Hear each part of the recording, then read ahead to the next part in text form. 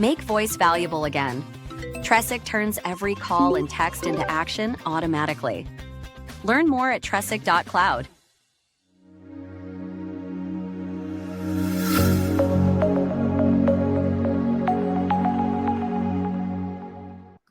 Hey everybody, it's Doug Green and I'm the publisher of Technology Reseller News, and I'm very pleased to have with me today Tyler Merritt, CTO of UneeQ. Tyler, thank you for joining me today. Thank you. Thank you for having me. How are you? Very good, and I'm so glad that we're able to come together and have a podcast on AI. Well, that's not really unusual, but we're actually going to be talking about AI and having it work and actually maybe make some money and monetize and other things. So that's actually a little bit new, becoming new. So, and we're doing this on the day that you guys actually had a release, and we'll put that up on our website. Startups Rewrite the Rules, as UneeQ reveals staggering AI ROI and an operating model that leaves slow-moving enterprises behind. So it sounds like you're going to help the small guys zoom ahead. But Tyler, before we jump into all that, what is UneeQ? Absolutely. So we are actually a 10-year young company that has focused on the visual presentation layer of conversational AI. So way back in 2016, we knew that text-based communications through bots was not going to be the way that the world evolved. It was going to have a face, it was going to have a voice. And 10 years later, our moment is actually really, it's exciting right now. Things are popping off in a very meaningful way, which we'll discuss.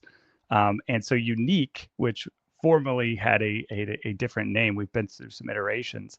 We are the creators of digital humans, right? We coined the category. So digitalhumans.com, it became the way that some of the major analysts like Gartner talk about the category. People say digital humans, they have a magic quadrant for digital humans, et cetera.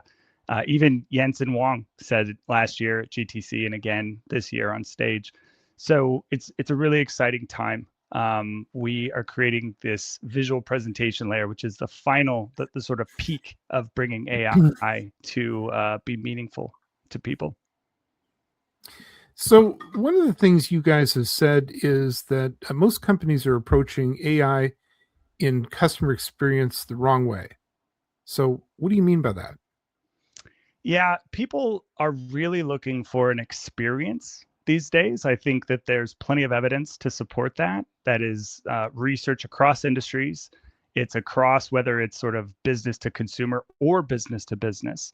We are beyond the simple transactional, give me the answer. And we are fully into, why should I spend my money with you, Mr. Company, Mrs. Company? And so people are kind of pivoting away from high throughput, which I think dominated maybe the early 2000s and 2010s. I lived through all of that. And now we're into this mode of like, it has to make me feel something. Otherwise, why do I care? I'll go to your competitor and I'll get the same thing for less money.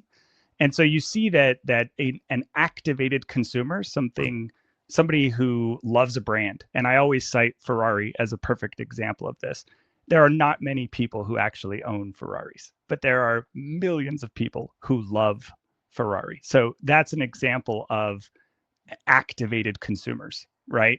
And we are trying to say that if businesses are going to compete going forward, forget about what they've done. If they're going to continue to be relevant, the consumer of today, the consumer of tomorrow, they want to feel something. And so we have to think about user experience in terms of emotional language, not just the functional language of yesteryear.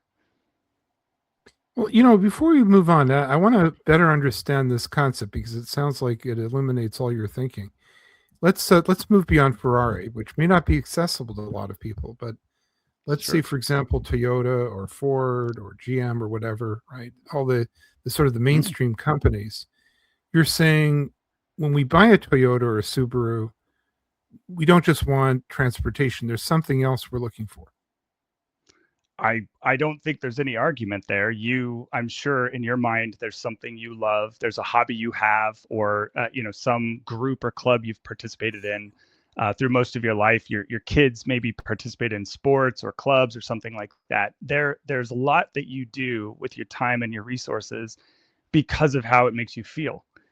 You're either giving back to your community or you're receiving something from a group. Could be like myself. As you can see, I'm a cyclist. I like spending time with people who ride bikes, and we like talking about bikes. And it's not, a lot of bikes are very, very similar. If I'm being honest, I have my favorites because of the way that they make me feel, because of the riders who ride those bikes. Right? It's a Mhm. lot about my connection to the brand and its story rather than some sort of materially significant technology difference. And I'm going to, be as honest as I can be about that. We're all using the same drivetrains on our bikes, but we argue about which bike is better 3 days a week. And it's one of my favorite things to do. And so being activated and having an emotional connection to a brand, it matters.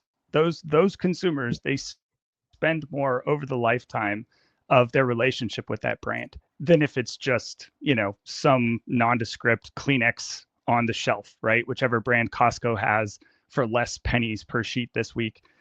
So I think that if businesses are really going to compete as they go forward, they're going to have to tell a story. And you mentioned cars. They don't do commercials about who has the fastest connection with the GPS. They always do how it makes you feel. And the car's like sliding around a dirt track, it looks very cool. And you can put yourself in that vehicle, right? You can imagine.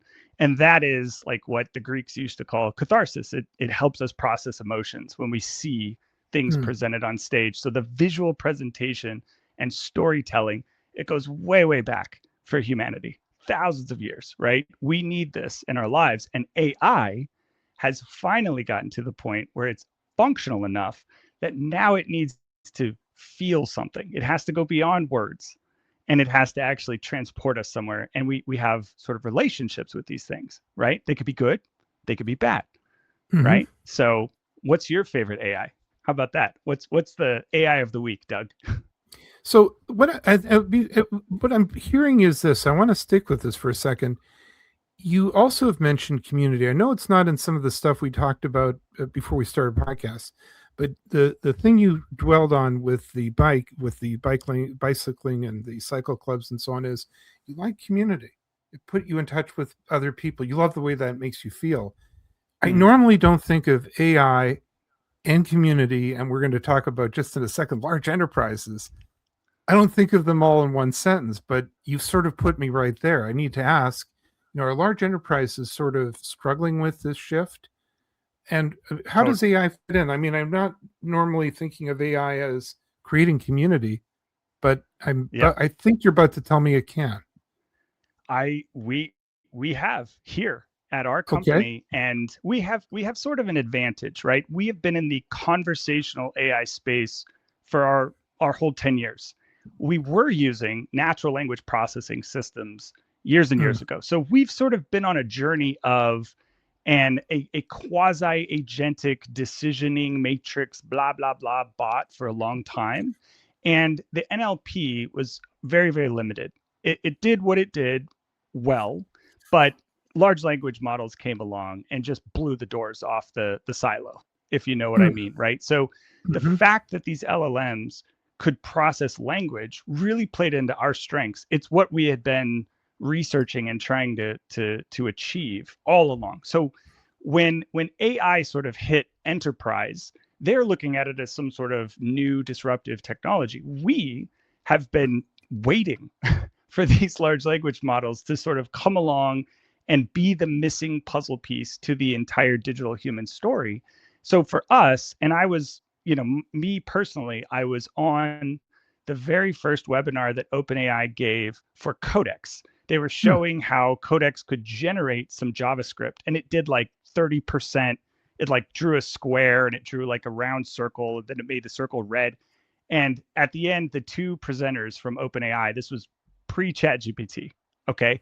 They were like, we've got this new tool, we're going to do code, it's going to be awesome.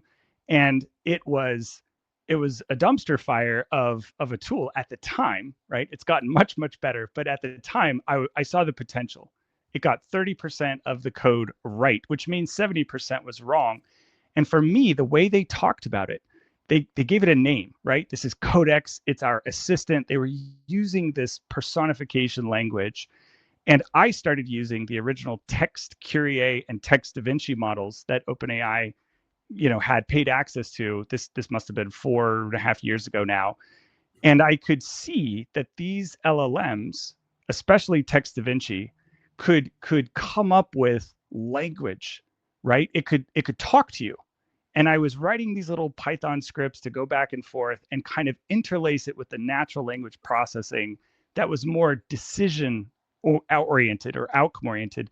And I wanted the LLM to be the personality. If I just say, hey, what's up? I want it to say, I'm good. How are you? Something very, very casual and normal. And this became the missing puzzle piece for us. So later, I think a year later, boom, ChatGPT is live. It takes the world by storm, fastest user base in history. You know that story. But we were kind of there, and I'm a little steampunkish saying like we were there first, but I was kind of waiting for this to come along. So we have a distinct advantage over the enterprise because when these tools arrived, it wasn't like, what's going on? What's this? We were ready. We were like, finally, at last, you've come. And we've taken that and we've used these tools to create personality. We talk about them, we refer to them by name, Claude, Gemini. I don't know what everybody calls ChatGPT, but we are constantly saying, I asked Gemini to check Claude's work. And it creates this sort of like sense of having another coworker. And so if you think about AI in those terms and you allow it to be a member of your team in your mind, that is going to change how effectively you use these tools. If you just think that it's some sort of like coin operated, I put in a quarter and you give me a gumball, that's all you're going to get from it. And I think a lot of enterprises, that's where they're stuck. They're like, oh, it's a new hammer. And they just sort of like use the hammer to do the things they've always done. They're not getting great results. And it's a very expensive hammer. So I see a lot of news, people complaining, oh, it's a waste of money, blah, blah, blah. And we're sitting over here going, you couldn't be more wrong. This is absolutely a change in our industry that we've never seen before. It goes beyond any technology. And I think about the Oppenheimer movie just as like a technology that really changed everything. I think about nuclear fission as something that was like, holy crap. AI is like, holy crap. It's going crazy. And so if an enterprise can't realize that value, they're using it wrong. The tool's not broken, right? They're fundamentally misusing this superpower that they've been given. Now, you're being a good CTO. You're telling me about the CTO part of it, but I also understand from our discussion just before our podcast, there's also a hard revenue story here that the dollars and cents, which maybe don't have as much personality, did play out. It allowed you guys to scale and do other things. Absolutely. True story. Last year, I said to our senior leadership team, we need to just cease all hiring for now until we understand the limits of these new technologies. We need to skill up our people and everybody, not just our developers, okay? Anybody in finance, anybody in sales, people in marketing, they don't know what they don't know. And that is the perfect place for a scientist, which I hope anybody in computer science and technology, first and foremost, sees themselves as following the scientific process. If you find something new, some new variable, you should ask yourself, do I know what will happen if I use this to do some process? And if you don't know, don't act like you know and go and publish a bunch of blogs about how LLMs suck and it's garbage and it's a fad and it's a bubble and all this stuff I saw online last year. Design an experiment and then run your experiment. And then with the data, make a decision. And that is the process we followed. We said, hey, look, nobody really knows what these things are capable of and aren't capable of. So let's push them. Let's push them to the limits. Let's figure it out. Then we're going to know what kind of a person we need to hire, right? Do we need a seasoned engineer who came out of some academic funnel in the Valley? They're very smart people. They're very capable people. But is that the best kind of person to take advantage of these new tools. And it turns out that some people who don't have the technology background, but they understand language and they understand emotions. They talk to the AI and they get a lot more value out of it. And I've seen that happen from sales all the way down. All of a sudden, we have people self-serving, creating assets for customers, putting together PowerPoint presentations in seconds that used to drag your feet. He's like, oh, I got to do this custom PowerPoint for this customer. I got to put their logo in, and you used to have people, they were just kicking and screaming to customize something. And so sales would run to marketing, do this for me. Marketing's like, I don't have time for this, right? You can put a logo in a slide. And that whole bickering fight goes on and on and on at big companies all over the place. Now, if you say to sales, you're like, hey man, let me take 20 minutes and show you how to use the AI to grab the right logo and update the slide for you. You just see these anime eyes go in these guys, and they're like, oh my God, I don't have to fight with marketing about this anymore. So that's one example of a story of not death by 1,000 paper cuts, but like we built a new kingdom out of 1,000 bricks of little AI improvements, and the ROI has been staggering. Okay, millions of dollars of productivity that's published in our press release that is backed up by our analysis of that scientific process, where we said, we don't know what these things can do. Let's figure it out. And let's really ruthlessly track it. Okay. Let's be very, very, very strict in how we criticize how these things are helping and how they're hurting. Right. And then let's come together. Let's talk about it. And I think now we're about a year into that process, because we were using Claude, way back when. As soon as Claude sort of came out with the CLI thing, people were using Cursor, and we're like, dump Cursor. You don't need that. We need to go straight to the CLI, talk to it, stop doing this one foot in each canoe thing where you think you're smarter than the AI. Like don't just see how smart it is. Don't constantly neg it and talk down about it. Figure it out. It doesn't know everything. But if you just constantly second guess it, you're not going to get anywhere. So millions of dollars of productivity has been realized.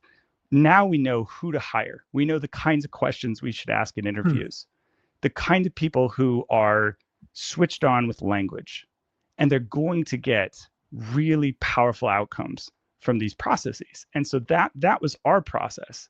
And what I see from enterprises, they're stuck in sort of Copilot doesn't understand the multiple worksheets in my Excel document, right? You're going, is Excel the best tool for everything?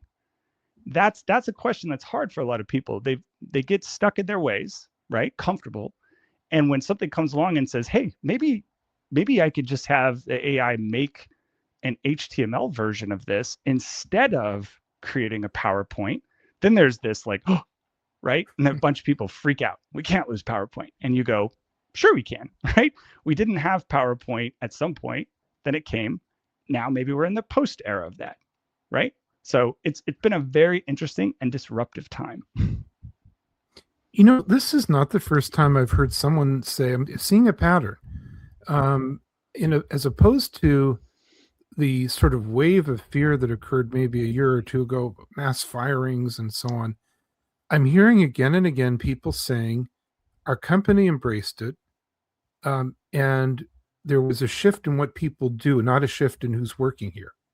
And the other thing I think I just heard, and this maybe brings us back to this experience thing, is that it sounds like some of the, if you will, soul crushing things that are, that you experience, you describe some repetitive tasks which people really didn't want to do, and they didn't give a lot of pleasure and so on. Those have now been bottled, right? And I can go on and do other things. And I'm wondering if you're even finding that people that you're hearing new voices, in other words, same person, but you never knew that person had this talent. They didn't even know that they had this talent, or that they were good at something else and so on. The other thing that I'm hearing is that not to use machine learning as a machine, to actually treat it as a partner, and in a sense sort of develop it, customize it, give it a personality, give it a life in a way. You've nailed it, especially what you said about people discovering talents, perhaps. I Right. think a very practical way for me to lay this out is this. I just published my own article about this actually, but LLMs are Adderall for people with ADHD. It has the same effect on me as medication did previously. And I will proudly own the fact that people that are neurodivergent with to whatever extreme, okay, that's not what this podcast is about, but let's say that a lot of people who are drawn to software development probably have a touch of it at a minimum. And the extreme cases, people are full on Asperger's or even fully autistic, and they're wonderful at what they do. It's Mhm. not a disability for them. It is this superpower of focus and mental energy that they can bring to bear on a problem. And it's been incredible in my career to know many people like this. And so I've seen people who are somewhere on that scale. When they have the LLM to do the really pain in the butt stuff, like, man, I don't remember the name of the function in Go that allows me to spawn a new thread or whatever, like that kind of Right. stuff. And you used to reach for a book and you're like, oh, let me look at O'Reilly and I'll figure it out. Chapter 87. That thing sucks for all of those people. I don't know a single human that I've ever worked with who loved that process of let's look it up, right? They love the outcome. They like solving the puzzle. They like fixing the problem, right? Or inventing some new capability. But it's a real drag to do the kind of like, let me open the almanac and I'll go find this definition. And so these LLMs serve that same function as like Adderall, and it is this incredibly focusing ability. And I don't know how to describe it. I think people who have it and they've experienced that know exactly what I mean. But it removes all of the stuff that slows you down and distracts you from continuing to be productive. So what I've been saying internally and externally, it's like the Green Lantern's ring for me. When I use these systems, I'm not just having one window with Claude. I'm having 17 of them, and I'm playing chess like Bobby Fischer, just round robining through Claude and Gemini and everything else. And I've never been more productive and joyful in my work, because the thing that always holds back, I think, very technical people is getting distracted, the context switching, and it's having to like load all of that information into your brain. It's very exhausting. I'm sure anybody can appreciate that's in a technical trade how exhausting it can be to context switch in major projects. But we see that the machine can carry that load, and so it has these enormous context windows, and you could just say, I know what I'm trying to achieve. Let me describe it and let's talk about it. I know how it's supposed to work. You go remember the details, right? You go remember which file at which line and which, oh, I forgot the semicolon in that function, whatever. I don't want to deal with that stuff because it was never the point. That's not what made people great at technology. It was the creativity of solving puzzles in new and phenomenal ways. And I think that these tools have unleashed that for not just me and not just a few of us, but millions of us, people that weren't even technical. Like there's a person I work with in sales. This guy must have been neurodivergent his whole life and never knew it because he just wasn't like technical. But all of a Right. sudden the LLMs come and he's just like, I'm doing more than I've ever done ever, and I love it.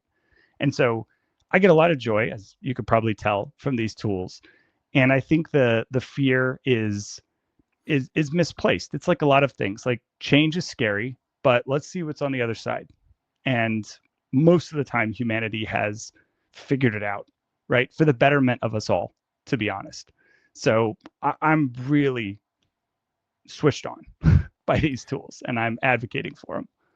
Tyler, unfortunately, we need to wrap up today's podcast. There's so much to talk about, and I still, as we wrap it up, I want to give you just a moment to, if you will, plug the press release and some of the offerings that you have for folks. Tell us a little bit about that as we close up. Thank you very much for having me again. So, digital humans are the visual presentation layer of conversational AI. Our primary focus point is simulating conversation training. So, there are salespeople, for instance, who need to practice what they're going to pitch to a client. And a digital human is an excellent way to practice having a conversation, any kind of conversation.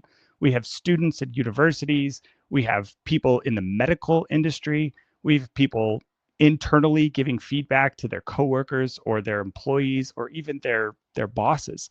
Anywhere there's a conversation that you think you'd like to have a run at before you do it for real, a digital human through our training platform is an excellent companion to go through that process. So thanks again for having me, Doug. I really appreciate it. Tyler, I'm looking forward to doing this again and getting a follow-up. I want to work on each of these subjects. I got, by the way, I owe you an answer to your question. I'm sorry. I wanted to find out more about UneeQ, but we're hearing a lot about VCons and virtual conversations and the return of voice conversations and how AI is assisting that. We'll make that part of our next podcast. But for now, Tyler, thank you very much indeed. Thanks so much, Doug. Make voice valuable again. Tressic turns every call and text into action automatically. Learn more at Tressic.cloud.